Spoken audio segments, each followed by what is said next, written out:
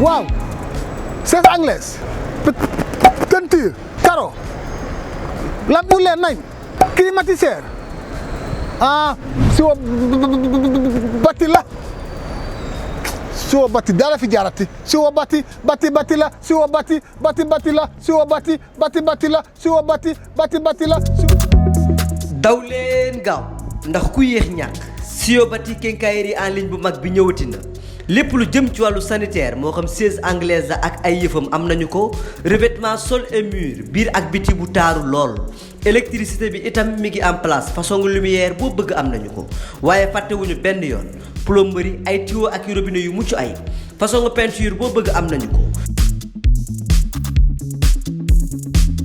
képp ku ñu bëgg contacter mën ngaa jaar ci suñu site e-commerce bii da ngay def www.siobati.com wala nga wooñu ci 78 457 96 92 wala 77 103 65 65 Siobati votre quincaillerie de référence. ñëpp xam ni bëre ñi koy def askan làmb ñi koy def bëri nañu te ñëpp amuñu chance di bëre mu dajale ñi si bëri di leen offrir formation yu mel nii nga xamante gratuitement la ko defee ak ay relation am donc lii lu rëy la kii ku jar a gërëm la kii kilifa yu mag yëpp ba si président de la république da ko war a xam ni muy liggéey gërëm ko sant ko encouragé ko moo tax ba mu ñu ko waxee ñun teguñu si benn baat parce que ñun tamit ay ndaw état neen fi nekkal ñun tamit dañ koy jàppale di ko accompagner ci loolu peut-être ñi koy rafetlu bu baax a baax di ko remercier ak mbooloo mu àndal yëpp nekk si gannaawam di ko jàppale si liggéey mais secrétaire général bi ak suñu père ba di papam di chargé de communication Babacar Mbuub ak ñëpp di koy jàppale vraiment ñu ngi leen di gërëm di leen sant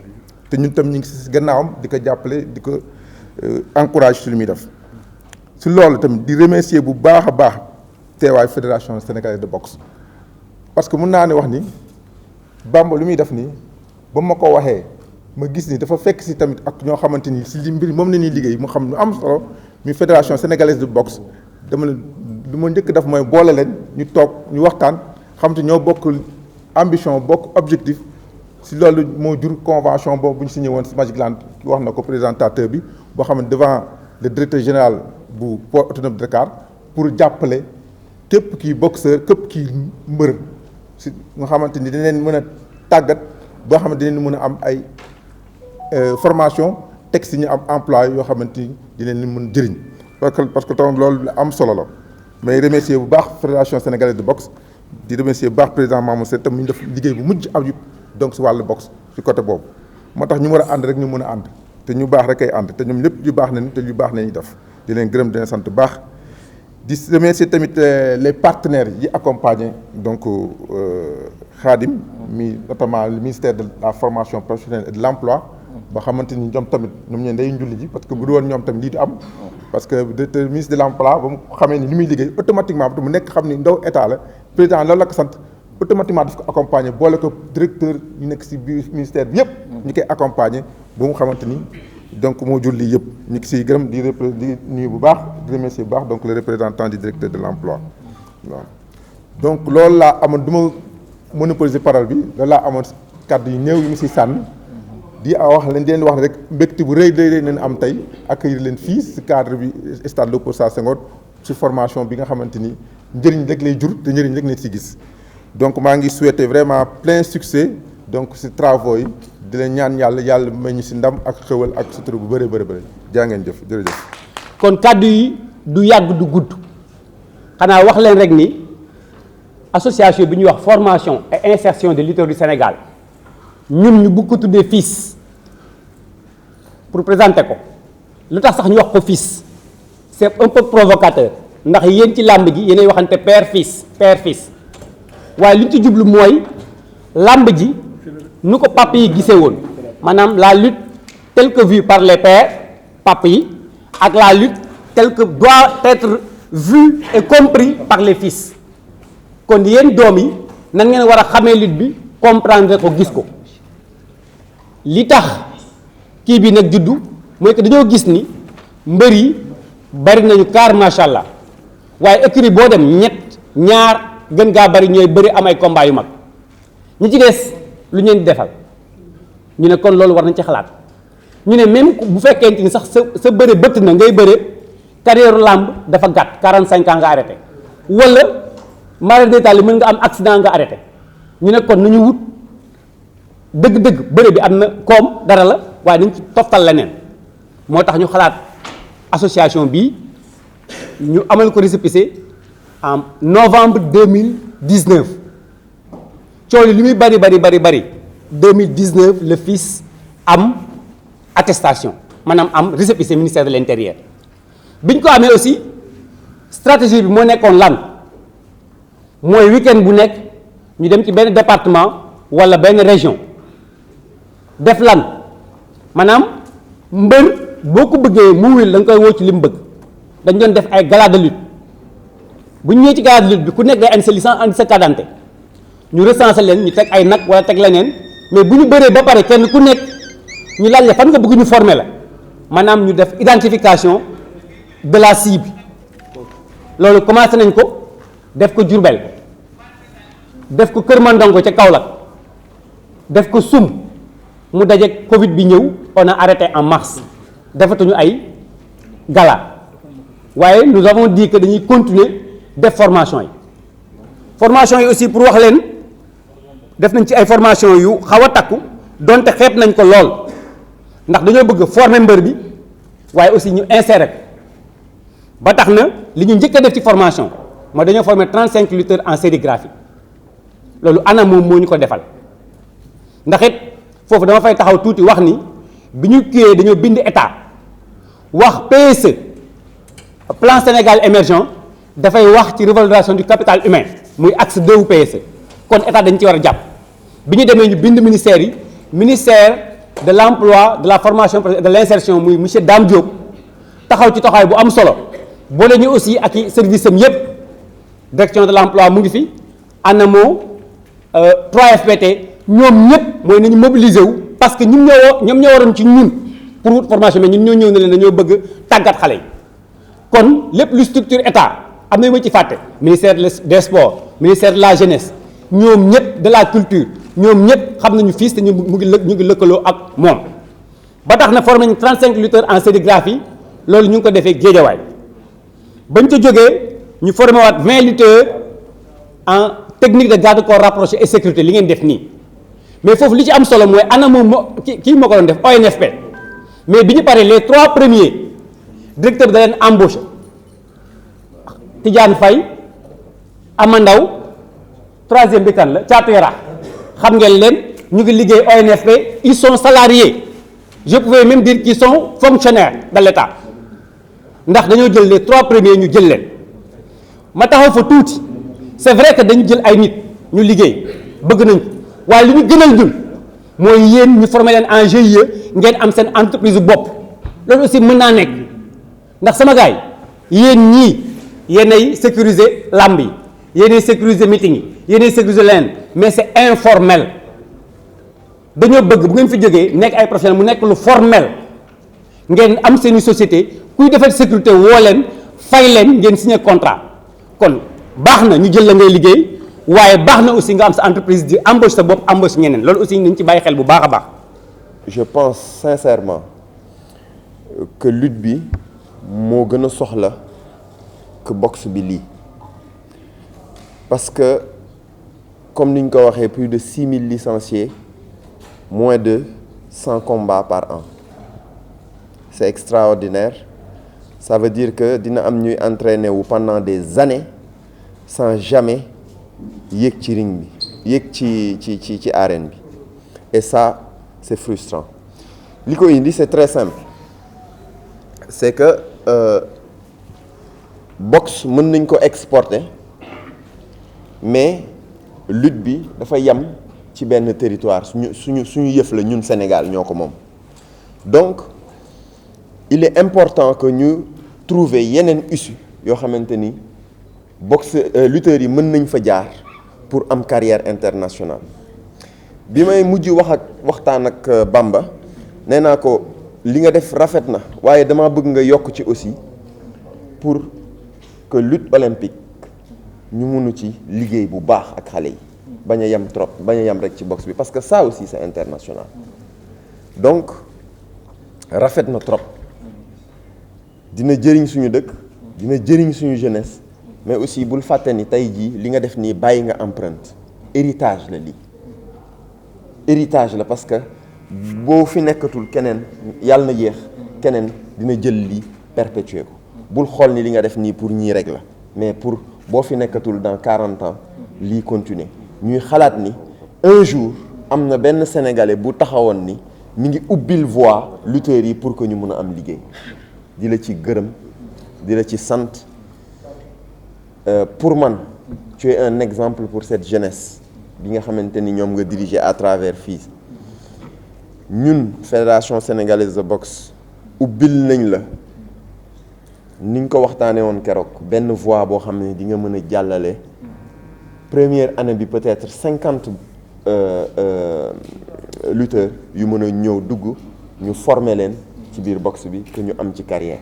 année prochaine ñu yokkaat 50 année prochaine ñu yokkaat 50 dans 3 ans mu nekk 150 lutteurs yuy dugg vers la boxe yoo xam ne dinañ leen former pour ñu mën a am carrière internationale parce que loolu mooy aussi chance su boxe benn week-end mën nga jëlee ay boxeurs ñii nga yóbbu leen France ñii nga yóbbu leen États-Unis ñii nga yóbbu leen Afrique ñii nga yóbbu leen fi ñu leen soxlaa waaw parce que tous les week-ends ci monde bi ça tourne boxe day tourner partout dans le monde surtout dans les pays développés ku seetaan fan yi France di nga gis li fa xew président bi sax dafa ñëwoon seetaan si Souleymane Sissoko nga xamante ni c'est un Sénégalais français bi nga xamante ni moo doon boxe bërki dem donc li ngay def nii lu ñu war a dooleel la sànq Youssou am na lu wax na lu am solo président de la République ministre du sport ñoom ñëpp dañu waroon a nekk sa wet waaw ñun on est conscient du travail que tu es en train de faire on est conscient aussi te li mu mën a jëriñ aussi boxe bi parce que boxe dafa soxla ay poids lourds yàgg naa la ko wax aujourd'hui on n'y est pas donc soxla nañu recruter ci poids lourds lutteurs yi ay boxeurs yoo xamante ni dinañ jox formation bi ci war incha allah en tout cas maa ngi rafetlu initiative bi très sérieusement di leen encourager yéen nag ngeen xam ni vous êtes la première promotion yéen a war a joxe exemple ñii di war a ñëw seen ginnaaw yéen a war a rafetal mbir mi ba nga xamante ni yeneen Sénégalais dinañ ci bëgg bokk seeni rakk dinañ ci bëgg bokk par exemple maa ngi leen di gërëm di leen sant ba. waaw salaamaaleykum maa ngi nuyu kilifa yi ñu fi fekk di nuyu sëñ bu tedd bi toog suñu wet muy mbégte si ñun di nuyu représentant yi fi toog yëpp muy directeur stade bi Bamba président Bamba ak ñi fi toog ñëpp di nuyu aussi kilifa yi mbër yi stagiaires yi man nag sama wax du bëri parce que ñun mënewuñu sax wax ji nii moom dañu koy forcer daanaka ci lii bu amee mais mënut a ñàkk di leen encourager rek tamit aussi di leen féliciter parce que ñu bëri bëggoon nañ ko yéen ñi nga xamante ni xëy na yàlla moo dogal ngeen ñëw ngeen jàpp ni li échange la lu leen fi defloo aussi ngeen xam ni lu xëy na liggéey bi wala formation bi moo ko laaj lu ñu leen fi wax loolu la war a demee bu ñu leen tere ngeen bàyyi lu ñu leen waxee ngeen bàyyi donc loolu laa am lu ma leen di wax bu subaa aussi yéen ñëpp parce que formation bi moom tey lay commencé boo leen ñëwee loolu dama koy wax subaa yéen ñëpp ngeen wotu déjà wotu seen affaire yooyu parce que beneen mentalité dañuy dugg ci professionnalisme te moom comportement yoo doon war a woon loolu moom xam naa problème la mais bu subaa incha allah ci kàttanu yàlla donc wasalam di leen ñaanal yàlla ñu dugg ci bismillahi rahmaani rahim génn ci alhamdulilahi rabbil alamin. salaamaaleykum mbokk jullit kenn ku nekk maa lay nuyu sa tur ak sa sant sama wax ci Mbaye Guèye nag du mën a sori parce que ku ma jege woon la damay bàyyi kilifa gi rek Malick Guèye mi ngi ñëw moom mi topp ci moom su ñëwee dina mën a wax ci moom lu bari parce que dafa toll na foo xam ne su ma waxee yëf yi dina du egg may jéggalu ci lool rek di ko ñaanal rek fa mu jëm rek yàlla na ko gënal fii mu jóge yàlla na ko xare àjjana ak bépp jullit bëgguma sori ci moom maa ngi koy jéggalu nag beneen bi ci des rek mooy rek damay sant Bamba di ko gërëm di ko sant parce que doom la xarit la nawle la lépp la lii muy def ni ñun ñii la waroon kon su nekk Europe bàyyi ko jóge fa ñëw ne damay dimbale sama mbokk jullit yi nekk Sénégal di samay moroom kooku dañ ko war a remercier Bamba ñoo ngi ñaan rek yàlla na yàlla jëmale ca kanam yàlla may la wér may ñu wér lii bañ koy sos booba xale bu ndaw nga ñëw toog ci kanam am loo waxtaan ñu ne nga laa jiital loo xam ne kat yow sa xel rafet na nan la ba ma jiital la pour yàlla def li gën ci kuréel gi li ma ciy wax rek mooy rek Bamba ñun ñii di ak lu làmb ñun nga dimbale parce que suñu njaboot gii toog kenn ku ci nekk mi ngi dina bëgg a xam li ma bëgg a wax ñii ku ci nekk soutien de famille nga ku ci yorul jabar yor nga doom yor nga ndey yor nga baay kon soo demee ba indi lii nga xam ne làmb ji dafa am fu mu yem nga ne kat maa ngi jéem a fas yéene jaamu yàlla jàppaleen ci képp koo xam ne sa làmb soriwul même bu soree sax nga am ci loo jàpp mën cee tere say waajur ak sa njaboot kon loolu ci jiyaar la bokk ci jaamu yàlla la bokk ñu ngi lay gërëm di la sant di la ñaanal li nga bëgg ci kuréel gii bëgg ko ci askanu làmb yàlla na ko suñu borom defal bi ci des sax mooy dafi ko ci dugg léegi dama ciy dugg ngeen baal ma waruma ci dugg mais wax ne ko bu leen ko fàtte formation bi dafa doon du formation rek da ngay takk sër ñëw ci biir géewu làmb képp ci yoroon njañ wala tàmm woo wattu na nga ko wattu dafa bokk ci affaire bi formation armée la ku demul bàngoo xam nga loolu wala dégg nga ko képp ku ci nekk la lu ma teg na nga ko nangoo tegoo du yërëm nag moo xam ne ku ci teel amu ci yërmaane li muy liggéey maa leen yilif nag dinaa leen tàggat ci loolu koo xam ne nan ngaa yoxi na nga bàyyi du yërëm wax naa leen ko maintes reprises yàlla dimbale yàlla suturaal nu yàlla tegal la ñoxloom ci lii ba lépp lu ngeen ci kaw seen jot yàlla ko suñu borom def ci kàttanu yàlla jërëjëf. yéen waa salle bi ñoo ngi leen di nuyu yéen ñëpp di nuyu suñu kilifa gi fi toog tey di sàkku ñaanal bu wér di sàkku si moom ñaan mu ñaanal ñëpp jàmm ñu sumb ko si jàmm eggale ko si jàmm si barke Seydina Mohamed di leen dolli rek yéen xale yi di leen wax ne lii lu ñëpp soxla la lu ñëpp soxla nag kiñ ko yombalal daf ko war a delloo cër bi jox ko cër bu wér jox ko cër bi si war topp ndigal yi bàyyi tere yi am discipline bu mat parce que moom lañ bëgg a def si yéen tey làmb yaatu na ñi fi daje nekkul xaajaat ba ñoo fi ne li fi daje presque mocce la rek si làmb yàlla yéen la tànn ngeen njëkk a def formation bi am na ñu leen jiitu woon yéen ngeen topp si kon war ngeen fee bàyyi way boo xam ne ñeneen ñiy ñëwaat seen ginnaaw mën a gën a rafetal liggéey bi pour mu jëm si kanam parce que ñi fi toog ñëpp seen yaakaar si yéen lañ ko def seen defare si yéen lañ ko def pour ngeen defaru nit nag bu defaroo ba pare dafa war a defare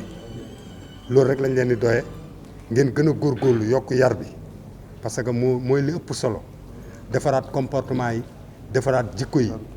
ba li ñu simb yàlla eggale ko si jàmm yéen tamit li ngeen si bëgg yàlla may leen ko parce que comme ni ko Ibrahima Mbaye waxee rek yéen ñëpp ay responsable ngeen kenn ku si nekk soutien de famille nga te nit lu muy sonn rek njabootam moo tax fii àdduna ku sonn rek sa njaboot a tax. di nuyu directeur stade bi wax dëgg yàlla moom tam ku sonn ci affaire la sànq comme ni mu leen ko waxee rek am na benn partenariat boo xam ne signé na ko ak ki nga xam ne moom moo di Bamba waaye li ma ñëw di wax rek man lenn moom laay wax gis nga lii lu jafe la su demee tey ba FILS tey ñëw association FILS ñëw ànd ak président Bamba ñëw tey di def lii gis ne mbëri tey boo xoolee fii am na mbëri yu bëri yu fi nekk yoo xam dañoo am contrat de lutte dañu am combat mais teew doo ñëw respect parce que xam nañ ne lii diplôme bi boo ko amee mën na la dimbali ci lu bëree bëri ba ma nag biñ commencé ba léegi bi mën nañu c'est la 4e fois ñuy formé ci garde rapproché lépp rek ngir dimbali mbëri ndax xam nañ ne carrière làmb carrière bu éphémère la maanaam dafa gàtt même fekkente ne sax sa yow sa làmb bëtt na ba nga mën a bëri ba dégg daal sax du yàgg benn âge bi rek nga commencé pare kon il faut nga jéem a xool ñu jéem nga ñaan ngay mën a insérer wu pour ëllëg soo bu fekkente ne làmb ji jàll na lan ngay mën a defi leneen ay blessure rek lu nekk mën na cee am kon loolu moom dañ ciy gërëm waa FILS bu baax a baax rawatina président Bamba ak ñi nga xam ñoom Ibrahima Mbaye ak ñoom ay bëgg falloog ñi fi nekk ñoom abuli ñëpp daal di wax ne nag état Sénégal ñoo war a jàppale FILS ñoom ñoo war a jàppale ki nga xam ne moom mooy président Bamba pour mu mën a gën a def liggéeyam parce que formation bi yemul ci garde rapproché kese ndax def nañ fi sérigraphie am na li ñuy wax formation technicien portable ba ci ay permis de conduire yooyu yëpp dañ ci war a former mbër yi kon nag di wax na rek ne li ñuy wax mooy ngeen gën a am discipline ndax lii dafa laaj discipline moom la laaj parce que ñun ay coach lañ te xam nañ mbër yi ñuy yore ca écurie lépp lu fi nit di wut si rek moom mooy diplôme moom la ñuy wut si fi na ngeen war a yar ak teggin te it ngeen xam ne lii njëriñ daf see nekk parce que boo gisee ku mel ne Tidiane Faye ku mel ne boo yara kële caatu yaraax ak defe naa xaw ma Tampandaw ak Amandaw ñu jël leen ci tey bi actuellement ñu ngi liggéey ay fonctionnaire ci état lañ ne lan moo leen ko may seen yar ak seen discipline fii képp xëy na yàlla mun na def tey ñi fi génn tey ci promotion majeure boo génnee yàlla dimbal leen ñu utal leen ñu embauché leen d'office fexe leen ngeen góorgóorlu bu baax a baax bu affaire métti rek ngeen bàyyi. li may gën a sama dernier mot nag li may wax mooy damay lancer appel état du Sénégal ne ko na ñëw jàppale waa FILS na ñëw jàppale leen parce que li ñuy def nii état moo ci waroon dugal loxoom lu bari. parce que ku gis macha allah mbooloo mi teew ak ni ma ko mën a waxee étudiants yi wala boog mbër yi teew am pas-pas am yéene pour dëggal seen bopp pour leeral seen der pour wane su lu ñu bëgg loolu ëppoon na bañ a teew li ñu doon metti lu rek mooy li ñu ko yeex a yëg parce que ministre barkaati démb rek la ko Bamba saisir xamal ko lii mu bëgg a organiser nii au niveau de Dakar bu doon sagoom moom mooy teew mais fekk na mu am yeneen engagement si la ma wax ne ma comme que Bamba dafay organiser altine te man dafa am si lu ma nekk demal nga teewal ma fa dafa bëgg wax rek ne lii ñu sumba nii si wàll wi mu nekk dina si ànd ak yéen fii ba incha allah remise de diplôme yi dina si ànd ak yéen lépp loo xamante ne war na ko si dina ko si def parce que moom Dakar rek moo ko soxal Dakar moo ko soxal donc lépp loo xamante ne dañ ko yëkkati pour di ko organiser wala di ko def si Ndakaaru moom war na si gis ba war nañ ko si gis ku geesu war na ko si gis loolu moo taxoon mu yebal ma si ma leen di encourager di féliciter effectivement le président Bamba parce que yàgg nañ maak moom te yàgg naa xam mébétam te xam naa ne mu ngi si yoon tàmbali na yàlla na ko yàlla may mu yeggali di féliciter son père doyen Mboup nga xamante ne la may wax si Feu Mbaye Gueye moom moo ko teewee à chaque fois ñu doon am yu ñuy séq moom mii daana présent ba pare aussi mu am lu bëri loo xamante ne daf ko yéene réew mi moom si xalaatam ak xelam nàmpatal si Bamba nàmpatal ñu si bëgg aussi ñu ànd si lu mel noonu pour liggéey Sénégal mu jëm kanam donc doyen Mboup si turu Abdoulaye Diouf Sarr aussi maa ngi lay sant di la gërëm. yéen ñi fi nekk ñëpp dama bëgg ci li ngeen di def je l'œil sur vous yàlla na yàlla guddal suuf fan ñi leen di mën di accompagner yéen di leen wax nag yéen mbër yi li leen waa ji wax Matar mi ana Matar su ngeen ñëw na ngeen wattu bu leen ko def benn problème c'est comme l'armée il faut le faire vous n'allez pas le regretter parce que gis naa ne lii dañ leen di préparer pour ngeen nekk am un bel avenir lu am solo la Djiby Samb maa ngi lay gërëm sama xarit la sama lépp la Ousmane Diouf maa ngi lay gërëm monsieur Niang sama nuyoo na nga ko jottali ne ko Babacar bu kontaan na trop ci yéen ak ci moom Malick yow moom dama lay remercier solennellement bi ñu xamante yàggul mais mel na ne xamante ni ça fait 10 ans te dama bëgg ñu am coloré li nekkoon ci Mbaye Gueye nag man maa Xaadim nekkoon nañ ko def ci yow. fan yi passé aussi am na lu xaw a émouvant lu xew ndax Robert Diouf daf ma woo ne ma dafay jaale si Mbaye Gueye ma ne ko yaa ngi jëm mag sa yaram neexul toogal ma jékki-jékki bàgg ñu woo ma ne ma il faut mu ñëw Mbaye Gueye Double Less daal moo ñëw génn àdduna te ñëwuma jaale si leen il est venu chez moi ànd ak doom yi ñu jaale ñu ba pare ànd ak moom dem kër Balla Gaye ñu jaale Double Less muy image boo xamante ne bu am importance la ci yéen lutteurs yi ngeen war a xam ne làmb ji moo leen boole da ngeen di bëre pour une certaine période mais vous n'êtes pas des ennemis et que le lutteur est capable de tout mbër lu mu mënul am rek ci àdduna amul. regardez seen mag ñooñu personnalité yi ñu doon à la fin de leur vie bien que ñoom profité wuñu ci làmb ji dañ ci waroon profité mais yéen la ñu liggéeyal pour ngeen profité ci yéen donc aujourd'hui samay wax daal moo ciy lenn ngeen góorgóorlu ci formation professionnelle man ci formation professionnelle dama cee yàgg xam ci lu bari président et jury yu bëree bëri donc initiative bi Babacar ngeen jël Bamba dañ leen ci encouragé bu baax a baax a baax vous êtes en train de travailler pour la jeunesse de votre pays et que l'État du Sénégal doit vous encadrer vous supporter l'État du Sénégal dafa war a jàppale ñi nga xamante ni ñu ngi jàppale jeunesse bi parce que ñun jeunesse bi lu ñu am ñun en tant qu'enseignant et formateur suñu génnee gis suñu étudiants yi réussir mais ça nous fait énormément de plaisir énormément loolu rek même jàngale ku nekk xam na ne mayul gën a xaalis mais c'est le plaisir yi ñu ciy retiré moom la ñu am ñun gis ne suñu ancien élèves ñoo nekk directeur ici ñoo nekk miss ñoo nekk lii lu ça nous fait extrêmement plaisir. taane rajim ñi ngi sant yàlla bu baax bi ñu may fekkeek tal di julli ci Seydina Muhammad sallallahu alayhi wa sallam di sant suñuy waajur di sant Cheikh Ahmadou Bamba Khadim Rasoul mi nga xam ne mooy suñu turandoo woote safar gii kon nag ku baax ki ñu ngi lay sant bu baax ci yëkkati yi nga fi yëkkati di sant kilifa diine yi kilifa aada yi di ñaanal xalif généraux yëpp yàlla na yàlla guddal seen fan te may leen wér di sant bu baax suma waajur bu góor Serigne Babacar Mboup mi fi teew mi nga xam ni depuis bërki démb la waroon dem Mbàkke am fa mission mais Mbaye Guèye nekkoon xaritam nekkoon kóllëreem nekkoon doomu ndeyam bi ma ko ne man ak Ibra seeti nañu Malick sama papa Malick Guèye mu rafetlu ko mu ne ma ah Khadim kon de man may pousse sama mission bi rek. mooy lancer message après les lutteurs di nga ñii sonn ci yéen ñii mérité nañu màkk mérité nañu kër mérité nañu oto ndax bàyyi nañu seen lépp di leen gunge